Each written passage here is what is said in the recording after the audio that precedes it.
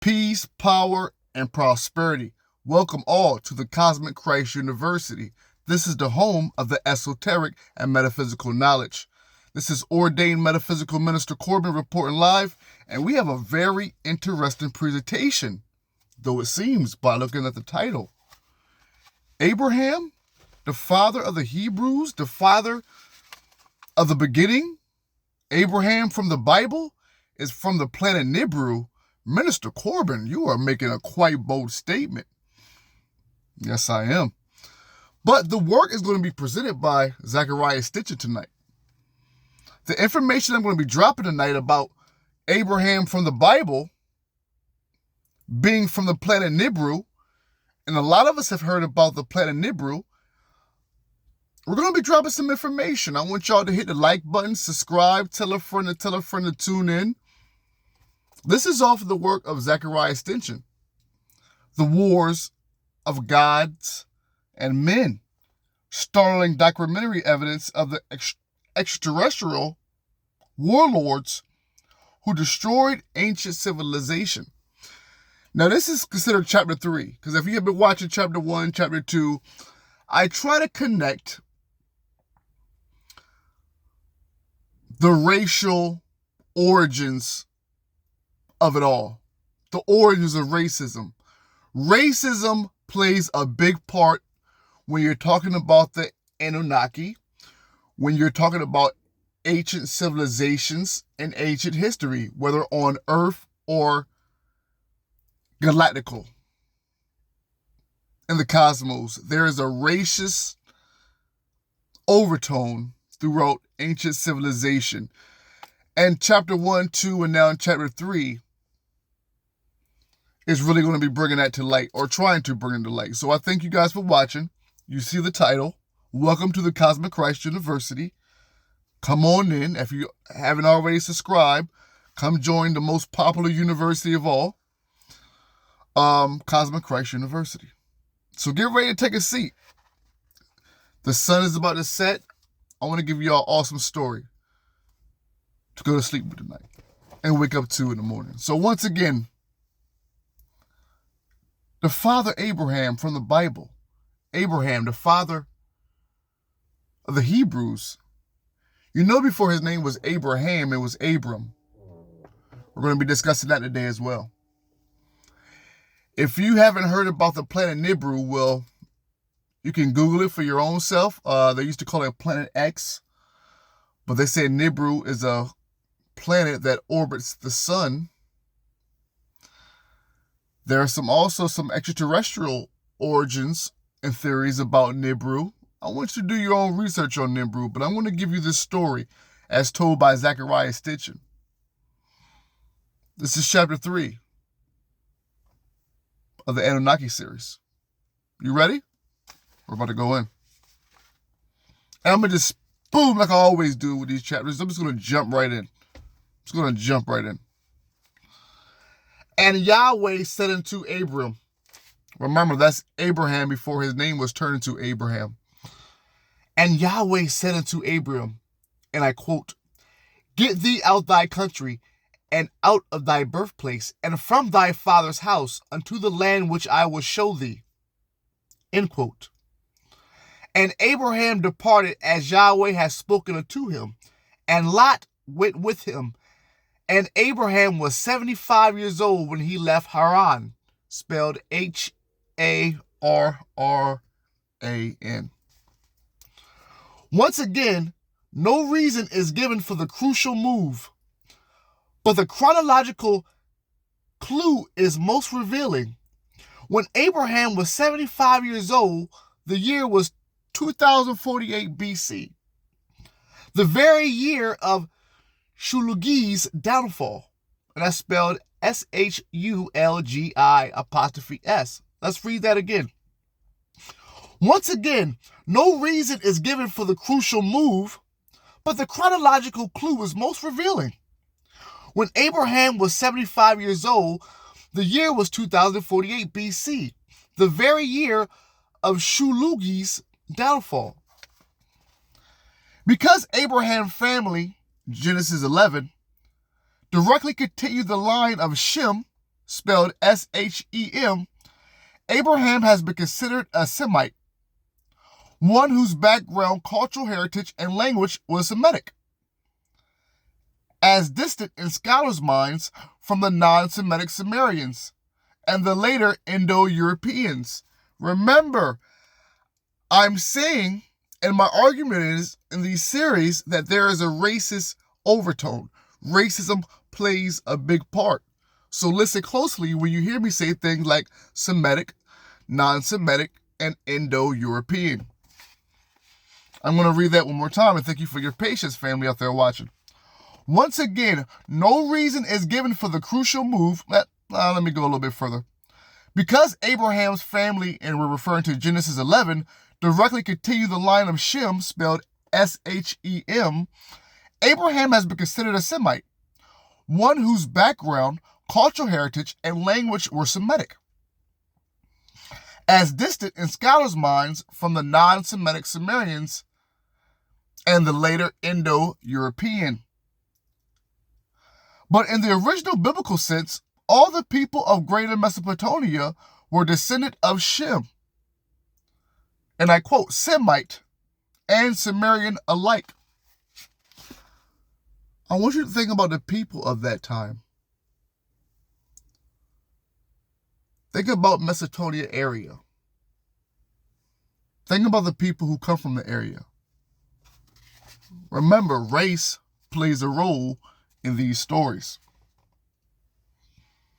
There is nothing in the Bible that suggests, as some scholars have begun to hold, that Abraham and his families were Amorites, and that's spelled A-M-O-R-I-T-E-S, i.e. Western Semites. Let me read that again. There is nothing in the Bible, this is what the author Zechariah Stitchin is saying.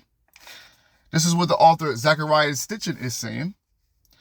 There is nothing in the Bible that suggests, as some scholars have begun to hold, that Abraham and his family was Amorites, A-M-O-R-I-T-E-S, i.e. Western Semites, who had come as immigrants to Sumer, S-U-M-E-R, and then returned to their original abode. On the contrary, Zechariah says, there is everything to support the image of a family rooted in Sumer, from its earlier beginnings, hastily uprooted from its country and birthplace and told to go to an unfamiliar land. So it seemed like some scholars have been trying to separate Abraham's origin from his original origins. Let me say that again. If that's what y'all hearing, hit the like button. Let me know. It sounds like scholars have been trying to separate Abraham's lineage from the original lineage of the people from that time, which I'm thinking probably was melanated people. But this is why you are in this school with me, the Cosmic Christ University. We have students, we have masters, and sometimes those roles switch. But I want you to listen carefully.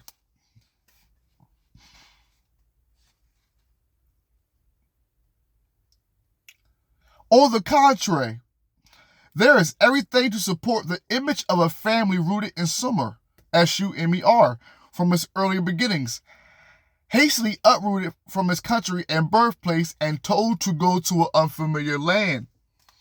So Abraham was already where he was supposed to be in his family lineage, but he was told by somebody or something to up and leave. The correspondence between two biblical events with the dates of two major Sumerian events and of more to come must serve as an indication of a direct connection between them all. Let me read that again, family. The correspondence between two biblical events with the dates of two major Sumerian events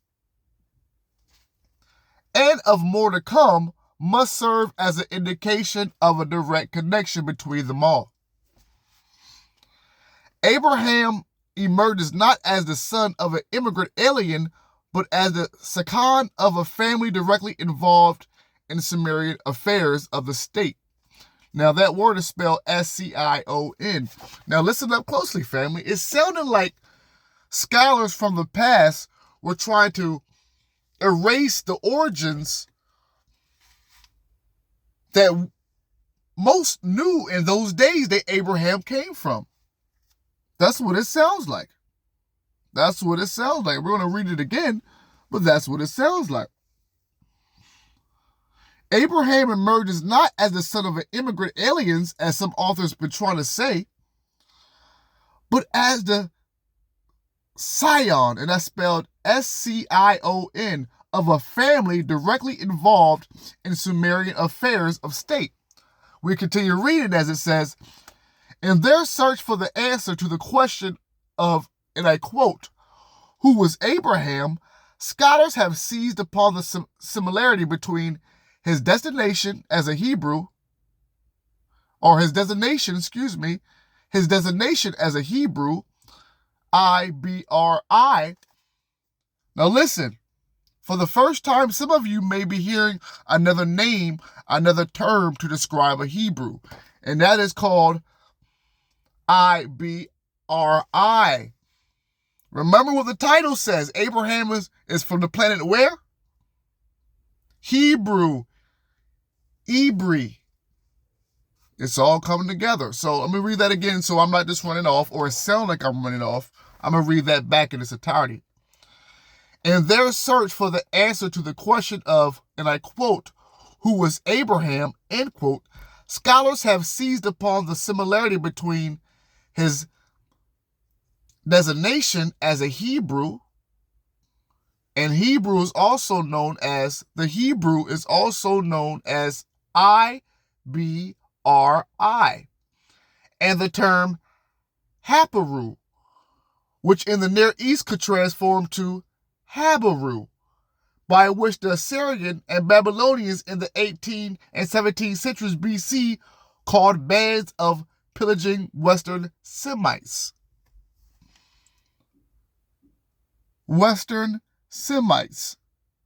So we have the regular Semites, the Semitic people, then we had the Western Semites.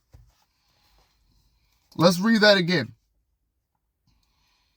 In their search for the answer to the question of who was Abraham, scholars have seized upon similarity between the designation as a Hebrew, which is also known as I-B-R-I, Nibriu, and the term Haparu, which is spelled H-A-P-I-R-U, Haparu, which in the Near East could transform to Habaru, spelled H-A-B-I-R-U, by which the Assyrian and Babylonians in the 18th and 17th centuries BC called bands of pillaging Western Semites. At the end of the 15th century BC, the commander of the Egyptian garrison in Jerusalem asked his king for reinforcements against approaching Haparu. Let's read that again.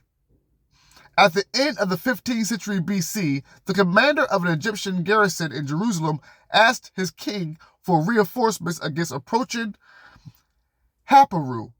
Scholars have taken all that as evidence for the notion that Abraham was a Western Semite. We need to find out what color was a Western Semite. I got some scholars and some people who know their history and Sumerian history. If you're watching this, fill me in on what color was a Western Semite. Because what Zechariah is saying that scholars have been trying to separate Abraham from his original Semitic origins. They try to say that he was a Western Semite. But what Zechariah is claiming is that no, he's not. He just left and had an appearance that he was a Western Semite. So let's read that again. And I thank y'all for your patience once again. At the end of the 15th century BC, the commander of an Egyptian garrison, and that's Garrison in Jerusalem, asked his king for reinforcements against approaching Haparu. Scholars have taken all that as evidence for the notion that Abraham was a Western Semite. Many scholars doubt, however, whether the term denotes an ethnic group at all, wondering whether the word was not a description now simply meaning marauders or invaders. Now, Google the word Marauders,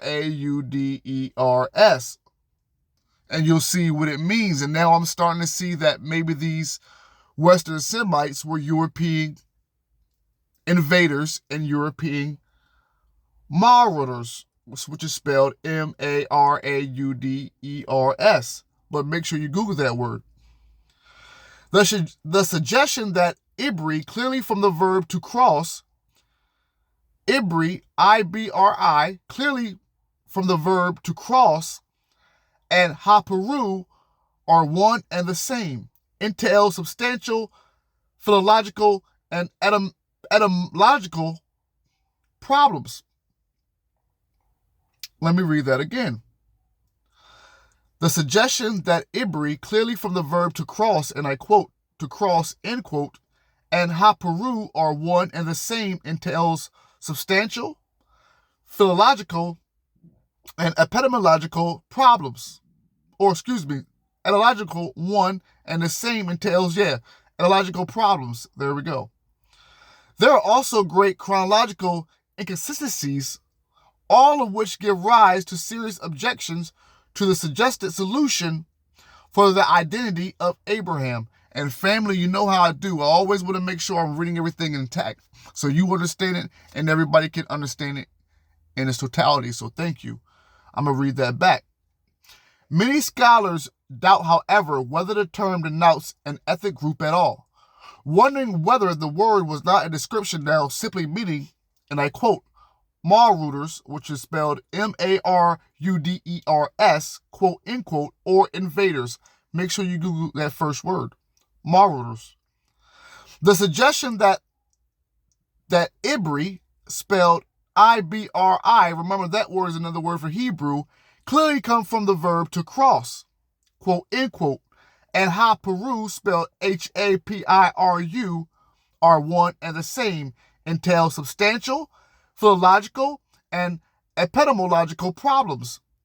There are also great chronological inconsistencies, all of which give rise to serious objections to this suggested solution for the identity of Abraham, especially when the biblical data is compared with the, I quote, bandit connotation or quotation of the term ha-paru.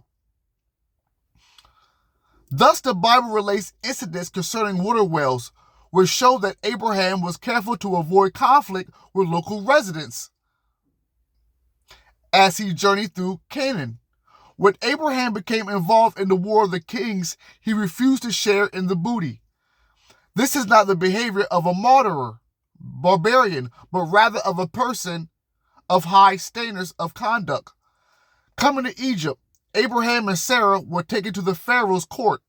In Canaan, Abraham made treaties with the local rulers. This is not the image of a nomad pillaging others' settlements. It is the image of a personage of high-standing skill in negotiation and diplomacy. I'm going to stop and break it down right quick. From what Zechariah is saying is that regular scholars, maybe even biblical scholars, have always tried to connect Abraham with being a barbarian, with being a Western Semite, with being a man of little to no intellect. But Zechariah is saying on the contrary. On the contrary, it says, thus the Bible relates incidents concerning water wells which show that Abraham was careful to avoid conflict with local residents. When Abraham became involved in the War of the Kings, he refused to share in the booty.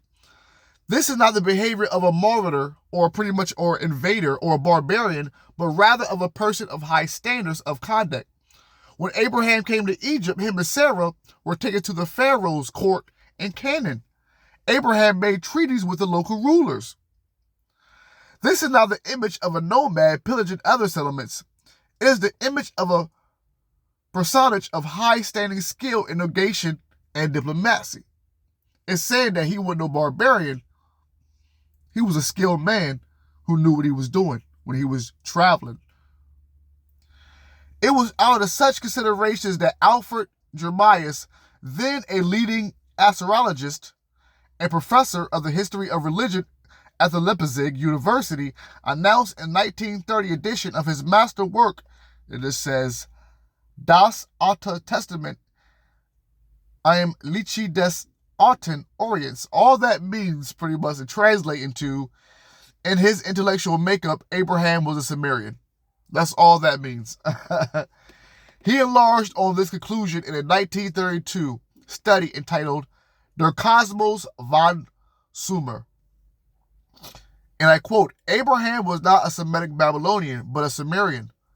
Let's read that again. Abraham was not a Semitic Babylonian, but a Sumerian. Abraham, he suggested, headed the faithful whose reformation sought to raise Sumerian society to higher religious levels. These were audacious ideas in a Germany witnessing the rise of Nazism with its racial theories.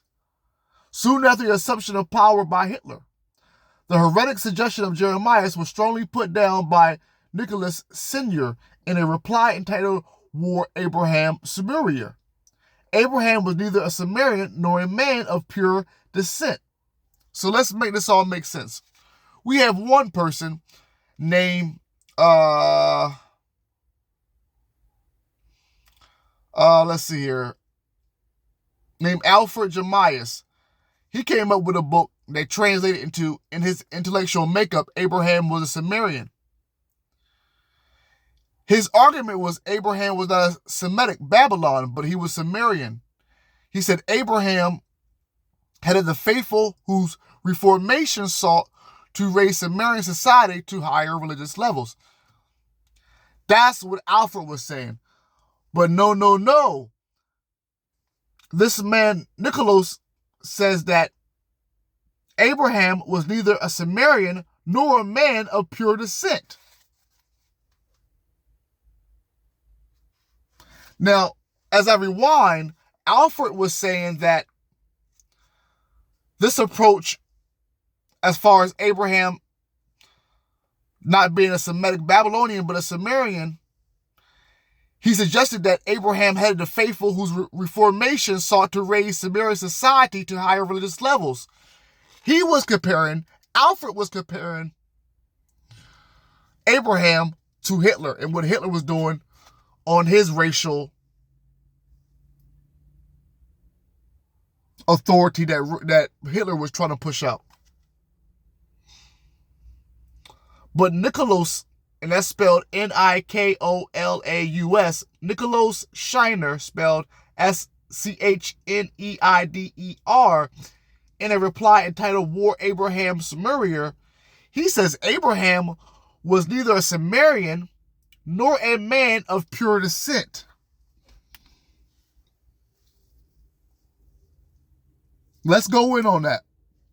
He says Abraham was neither a Sumerian nor a man of pure descent.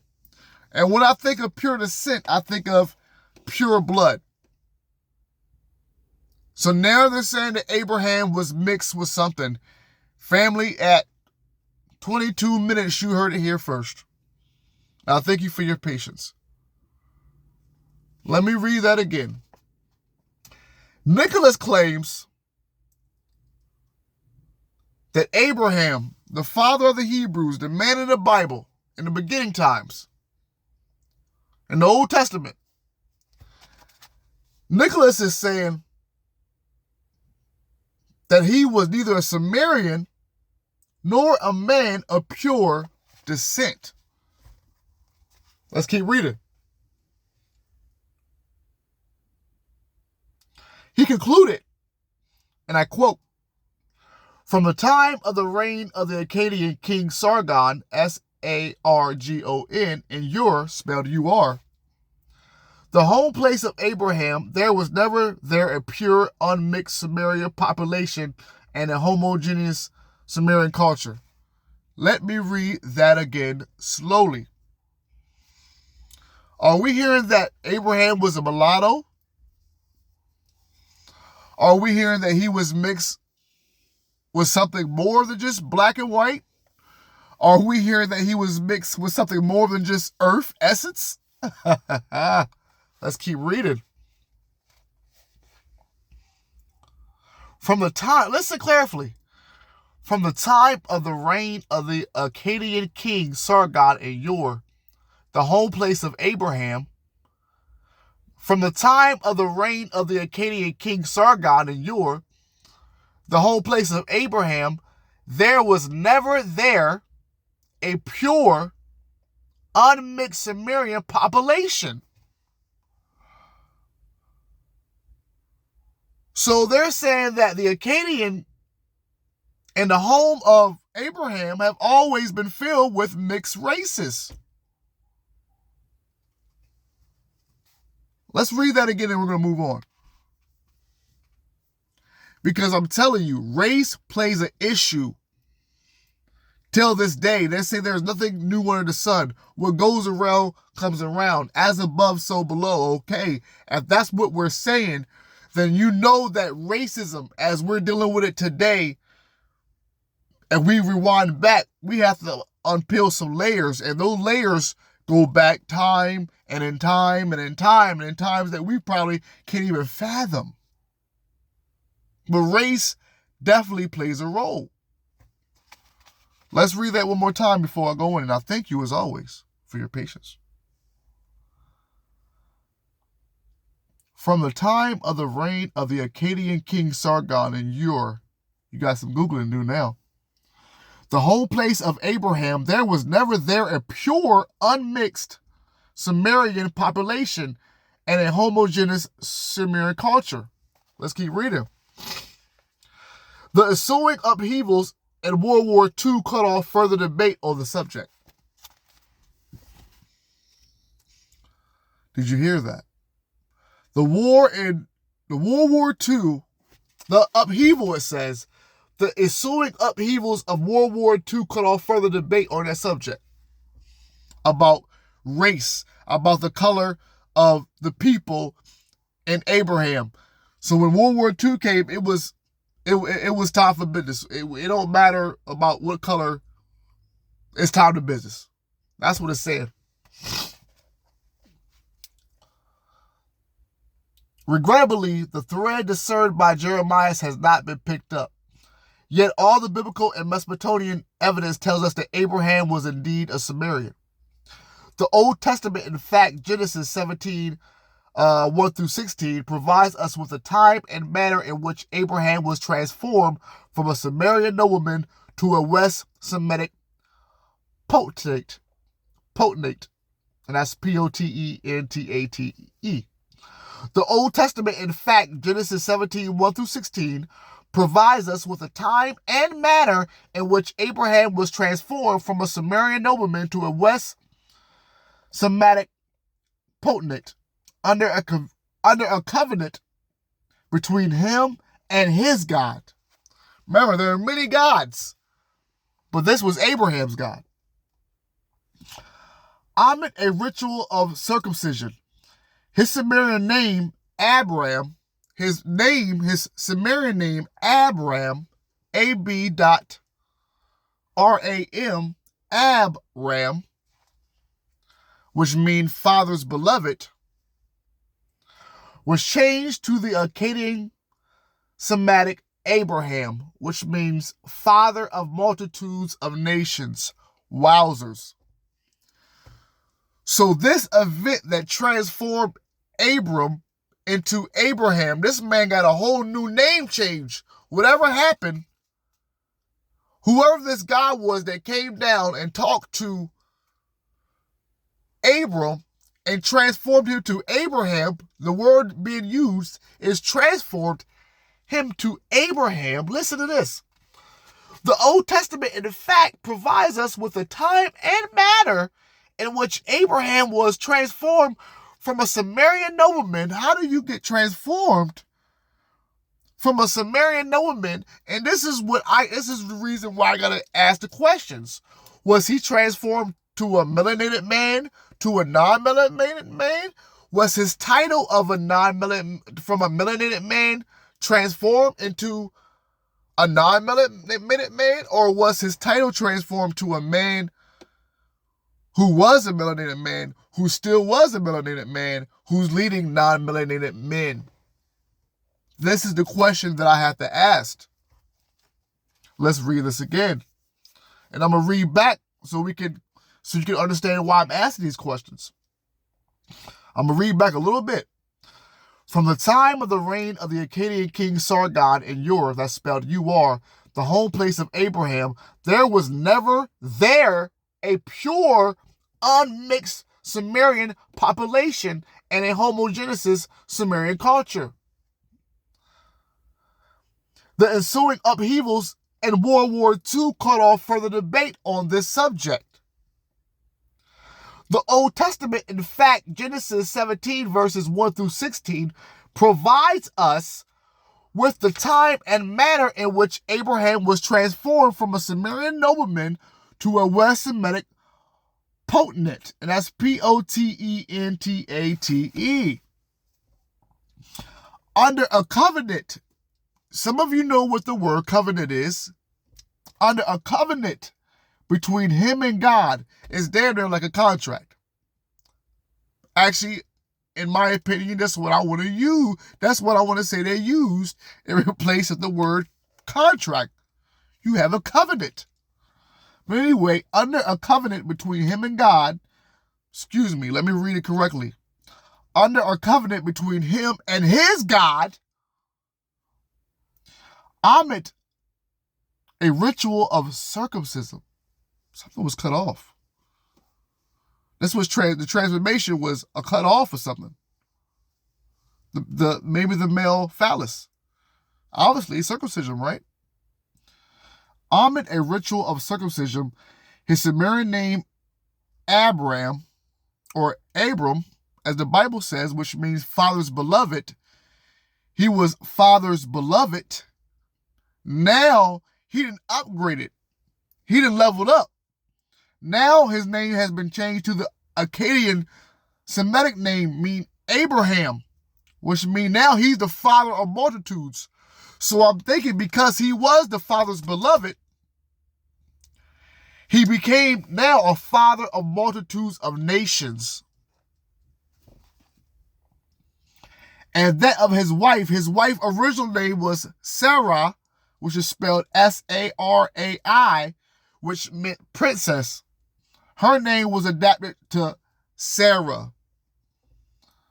Sarah. Sarah. And I want some of you who are scholars, some of you who are becoming scholars, to listen very closely. There is a change that has happened to Abraham, and it was given to him by this God. Remember what the title is. Remember what the title is. It was only when he was 99 years old that the Abraham became a Semite. Something happened. Something happened. This God came in his life and changed not just his life, but his wife's life, his family life as well, and gave him great power and great position of power. Let's keep reading. As we decipher the age-old enigma of Abraham's identity and his mission to Canaan, it is in Sumerian history, customs, and language that we shall search for the answer. It is not naive to assume that for the mission to Canaan, for the birth of a nation, and for kingship over all the lands from the border of Egypt to the border of Mesopotamia, the Lord would choose someone at random, picking up anyone in the streets of Ur. That was a question. Let me read that question again by Zechariah. Is it not naive to assume that for the mission to Canaan, for the birth of a nation, for the kingship over all the lands from the border of Egypt to the border of Mesopotamia, the Lord would choose someone at random, picking up anyone in the streets of Ur? The young woman who Abraham married bore the infinite name princess. Since she was a half-sister of Abraham, did you guys know that? Did you know that Sarah was a half-sister? As the sun set, let me read that again, because I might have to do a part 2.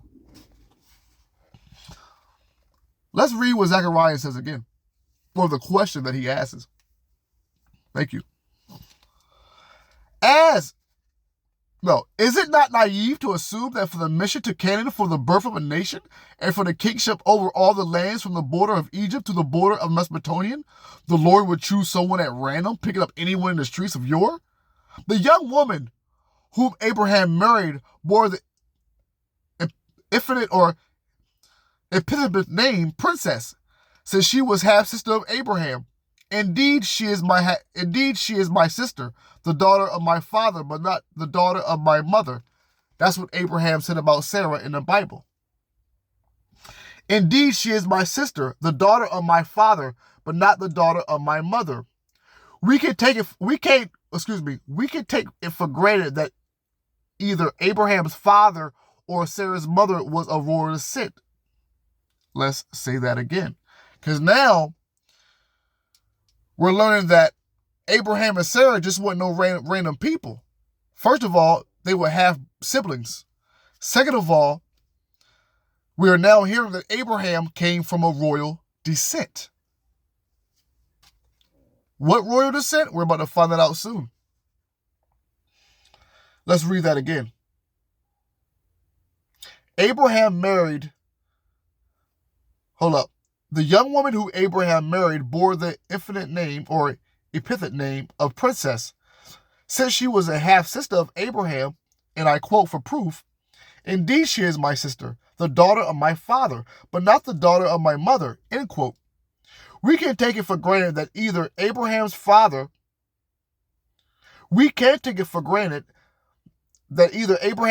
or Sarah's mother was of royal descent. Since the daughter of Haran, Abraham's brother, also bore a royal name, which was Mikah, Mikha, which means queenly. It follows that it was through the father of Abraham that the royal ancestry flowed. In dealing with Abraham's family, we thus deal with a family of Sumer, Sumer. Listen again. It follows that it was through the father of Abraham that the royal ancestry flowed. In dealing with Abraham's family, we thus deal with a family of Sumer's highest echelon, people of a noble deportment and elegant dressed, as found depicted on various Sumerian statues. We have pictures of what these people dressed like. So now we are discovering that not only was Abraham mixed, not only was Sarah his half-sister, some of you obviously already knew that, but Abraham came from a royal line, a royal lineage. It was a family that not only could claim descent from Shem, Shem, but which kept family records tracing its lineage through generations of firstborn sons. I'm going to try to pronounce these names. Arpachshad and Shalach and Eber, Eber, Peleg, Ru and Serug, Nahor and Terah and Abraham. Remember, Terah is Abraham's dad. Taking the family's recorded history back for no less than 3 centuries. What do the epithet names signify? If Shalach means sword, was born, as chapter 11 of Genesis states, 258 years before Abraham, he was born in 2381 BC. That indeed was the time of the strife that brought Sargon to the throne in the new capital, Agade, Agade, and I quote, united, symbolizing the unification of the lands in a new era. 64 years later, the family named its firstborn descendant Peleg, Peleg, which means division. And I quote, for in his days the land divided, end quote. It was the time, in fact, when Sumer and Akkad, Akkad, were torn apart after Sargon's attempt to remove the sacred soil from Babylon and his consequent death. But of greatest interest to this very day has been the meaning of the name Eber, spelled E-B-E-R, and the reasons for bestowing it upon the firstborn in 2351 BC, and from which has stemmed the biblical term Ibri, I-B-R-I, which means Hebrew, by which Abraham and his family identify themselves. It's about to get good, family. It clearly stems from the root word meaning to cross, quote, end quote. And the best scholars had to offer an explanation was to seek the Hebrew or Haperu connection, which we have already mentioned and discarded, done away with. The erroneous interpretation has stemmed from the search for the meaning of the eponymous name in Western Asia. It is our conviction that instead the answer is to be found in the Sumerian origins and the Sumerian language of Abraham and his ancestors. Such a look at the Sumerian roots of the family and the name provides an answer that startles with its simplicity. The term Nibriu, I-B-R-I, which means Hebrew, by which Abraham and his family identify themselves, clearly stem from Eber, E-B-E-R, the father of Peleg, and from the root to cross, quote, end quote. Instead of seeking the meaning of the eponymous name in the Hebrew notions or in the Western Asian, it is our conviction that the answer is to be found in the Sumerian origins and the Sumerian language of Abraham and his ancestors. Then a new solution emerges with startling simplicity. The biblical suffix I, quote, end quote, when applied to a person meant a native of. That's it. Let me read that again. The biblical suffix I, quote, end quote, when applied to a person meant a native of, quote, end quote. Let me read that again. The biblical suffix I, quote, end quote, when applied to a person meant a native of, quote, end quote. Gileadi, spelled G-I-L-E-A-D-I, meant a native of Gilead, J-I-L-E-A-D, and so on. Likewise, Ibri, remember, spelled I-B-I, Ibri, remember, I-B-R-I, which means Hebrew, meant a native of a place called Crossing, quote, end quote. Let's slow that down. So Hebrew, or Ibru, which means Hebrew, simply means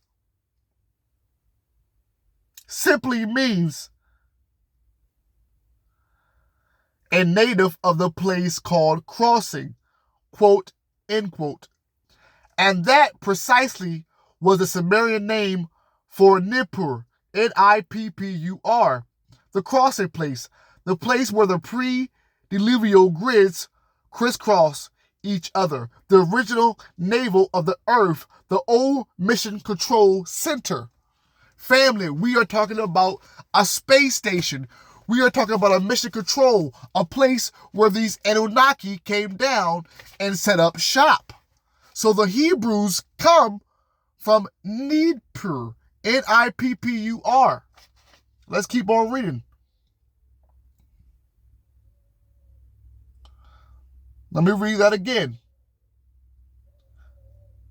Likewise, Ibri meant a native of the place called Crossing, and that precisely was the Sumerian name for Nippur or Nibiru, the crossing place, the place where the pre-diluvial grids crisscross each other, the original navel of the earth, the old mission control center. The dropping of the N in the transposing from Sumerian to Akkadian Hebrew was a frequent occurrence in stating that Abraham was an Nibriu. The Bible simply meant that Abraham was a Nibriu, a man of Nibrian origin. Let's stop there, family. We talk about Nibriu, the planet Nibriu. Abraham was from another planet. TikTok, are y'all in the building? Family, are you in the building? At 4444, you just seen it for yourself. We have heard that Abraham from the Bible was from another planet. Not only did we hear that, but he was from a mixed race.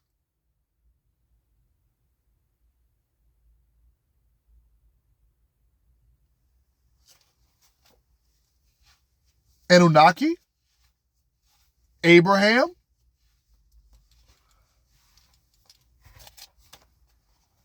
I'm going to read that again in its entirety. And I thank y'all once again. The biblical suffix I, quote, end quote, when applied to a person, meant a native of. I'm going to read that again. The biblical suffix SUFXIX and I, the letter I, quoted, I quote in the I. So let me read that again. The biblical suffix I, like the letter I, quote, end quote, applied to a person meant a native of. For example, Gilead, spelled Gileadi, meant a native of Gilead, Gilead, and so on. Likewise, Nibriu, Ibri. Remember, Nibriu is another name for Hebrew, so if you're calling yourself a Hebrew, then know that Ibri means Hebrew. Now listen, Nibriu meant a native of the place called Crossing, and that's a quote, end quote. But listen up. And that precisely was the Sumerian name for Nibriu, Nippur, Nibriu, the crossing place, the place where the pre-diluvial, and that's Diluvial grids crisscross each other, the original navel of the earth, the oldest mission control center. Let's keep reading. The dropping of the N and transposing from Sumerian to Akkadian or Hebrew was a frequent occurrence. And stating that Abraham was an Nibriu, Ibri, the Bible simply meant that Abraham was a Nibriu, Nibri, a man of Nippurian origin. That's spelled Ippuran. The fact that Abraham's family migrated to Haran from Ur has been taken by scholars to imply that Ur was also Abraham's birthplace, but that is not stated anywhere in the Bible. Whoa. Let's read that again. The fact that Abraham's family migrated to Haran, Harra, from Ur has been taken by scholars to imply that Ur was also Abraham's birthplace. But Zechariah says, but that is not stated anywhere in the Bible. On the contrary, the command to Abraham to go to Canaan and leave for good his past abodes lists three separate entities: his father's house, which was then in Haran, his land, the city-state of Ur, and his birthplace, which the Bible does not identify. Our suggestion that Nibriu means a native of Nippur, Nippur, solves the problem of Abraham's true birthplace. As the name Eber indicates, it was in his time, the middle of 24th century BC, that the family's association with Nippur had begun. Nippur was never a royal capital. Rather, it was a consecrated city, Sumer's religious center. As scholars put it, it was also the place where the knowledge of astronomy was entrusted to the high priest, and thus the place where the calendar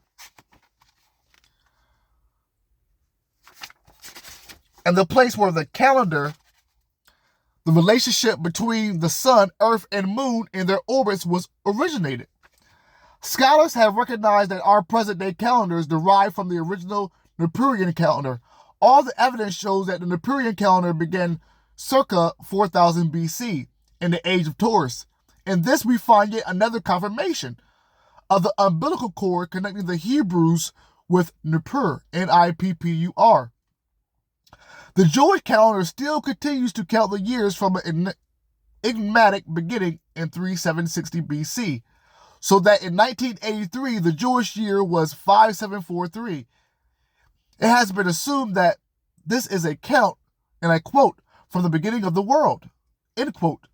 But the actual statement by Jewish sages was that this is a number of years that has passed since counting of years began. We suggest it means since introduction of the calendar in Nibriu. In the ancestral family of Abraham, we thus find a priestly family of royal blood, a family headed by the Nibrian high priest who was the only one allowed in the temple's innermost chamber, there to receive the deity's word and convey it to king and people. In this regard, the name of Abraham's father, Terah, spelled Terah, is of great interest.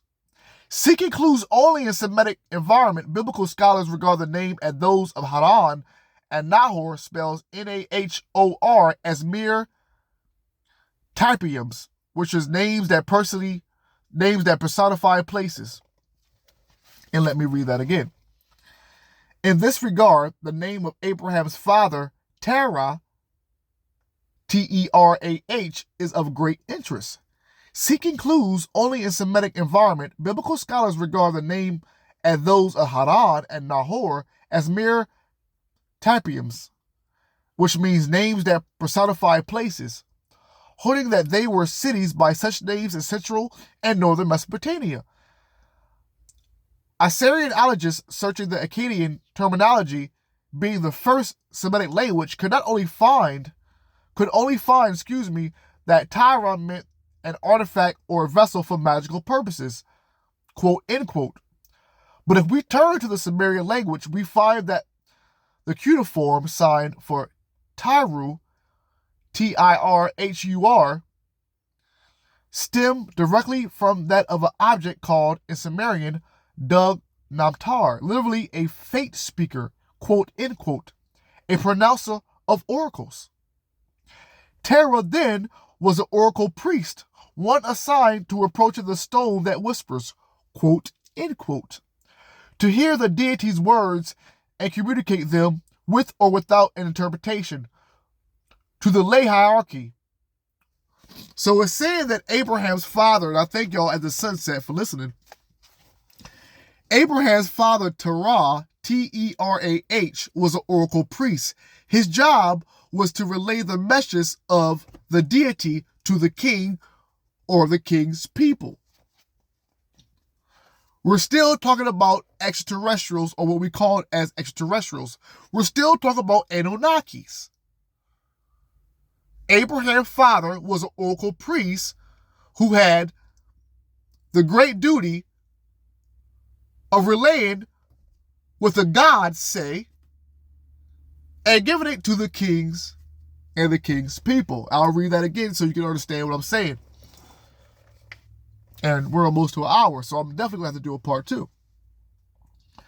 In the ancestral family of Abraham, we thus find a priestly family of royal blood. A family headed by a Nibrian, so once again, that's spelled Nippuran, high priest, who was the only one allowed into the temple's innermost chamber. We're talking about Abraham's dad. There to receive the deity's word and convey it to king and people. In this regard, the name of Abraham's father, Terah, Terah, is of great interest. Seeking clues only in Semitic environment, biblical scholars regard the name as those of Haran and Nahor as mere topiums, which means names that personify places. That's what the scholars thought, is what Zechariah is stating. That's what the scholars credit at. But holding that they were cities by such names in central and northern Mesopotamian, Assyrianologists searching the Akkadian terminology, being the first Semitic language, could only find that Tiru, Tirhu, meant an artifact or vessel for magical purposes. But if we turn to the Sumerian language, we find that the cuneiform sign for Tiru stemmed directly from that of an object called in Sumerian Dug Namtar, Namtar, Dug, D-U-G, Namtar, which literally means, and I quote, fate speaker, end quote, a pronouncer of oracles.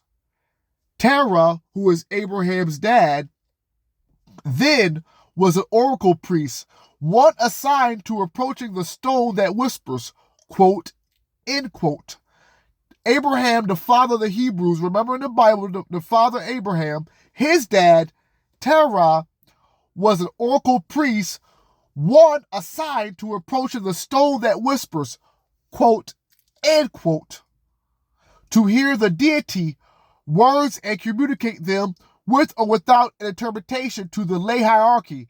It was a function assumed in later times by the Israelite high priest, who alone was allowed to enter the Holy of Holies, approach the speaker, and hear the voice of the Lord, speaker to him from the overlay, which is upon the ark of the covenant, from between the two cherubim.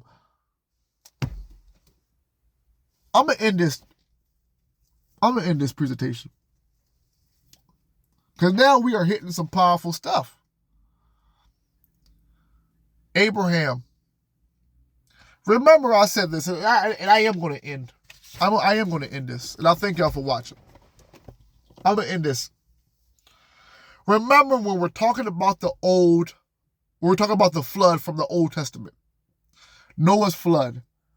Remember, before the flood, there were people there. All those people did not die in the flood. I don't care what you heard. Remember, before the flood and after the flood, there were people in spaceships that got out of here. These are the Anunnakis. Anunnaki got Noah and Noah's people up out of here. I'm going to read a part of that about Noah. You're going to hear more about Noah's story too. Abraham was a chosen one to lead this new race of people. There were people amongst that time, melanated ones. But Abraham, his father, had direct communication with the Anunnaki. And now, he is the father of this new race of people that is governed by these Anunnaki. Terah, who was Abraham's dad, has special ways to communicate with the deities. And whatever he communicated, he relayed to the king and his people. Who's to say that he always relayed the right things? Because with that type of power, I could tell you anything the gods have said. I could tell you that the God said that my son is going to lead this new race of people. These are just things I'm just stating, based off the information that we heard. And I'm going to read that again before I end part 1, which is really part 3. Yeah. Because we're going to go further in on Abraham and Abraham's role. So this is part 1, which is really chapter 3. So let's read our part before the sun truly sets one more time. And I thank y'all again before we end this. Let's go back to Abraham's father, which his name is Terah, Terah. Excuse me. Terah was the oracle priest, one assigned to approaching, and I quote, the stone that whispers. What type of technology was that? Cell phone? Did Abraham's dad have a cell phone? A stone that whispers. If we took a cell phone back in time, would they call that a stone that whispers? Listen up. Abraham, the father of the Hebrews, remember, his dad was an oracle priest who was assigned to approaching the stone, was approaching the stone that whispers, to hear the deity's words and communications, and communicate them with or without an interpretation to the lay hierarchy. It was a function assumed in later times by the Israelite high priest, who alone was allowed to enter the Holy of Holies, approach the speaker, and hear the voice of the Lord's speaker to him from off the overlay which is upon the ark of the covenant from between the two cherubim. I'm going to read that one more time so you guys No, it's not a game. Terah, who was Abraham's father, was an oracle priest, one assigned to approaching the stone that whispers. That's a quote, end of a quote. To hear the deity words and communicate them with or without an interpretation. To the lay hierarchy, it was a function assumed in later times by the Israelite high priest, who alone was allowed to enter the Holy of Holies, approach the speaker, quote, end quote, and hear the voice of the Lord speak unto him from off the overlay, which is upon the Ark of the Covenant between the two cherubim. And I quote, during the Israelite exodus at Mount Zion, the Lord proclaimed that his covenant with the descendants of Abraham meant that, and I quote, ye shall be unto me a kingdom of priests, end quote. It was a statement that reflected the status of Abraham's own descent, a royal priesthood. Now, family, we is getting into it now. We is getting to some serious racial information. It may not seem racial at first, but as we keep on reading, we're figuring it out. Whether it was all black, whether it was some mulatto mixed with that, whether it was beings from another place, we are getting to a root of something very serious now. So stay tuned. Leave comments. Subscribe. Till next time. Peace.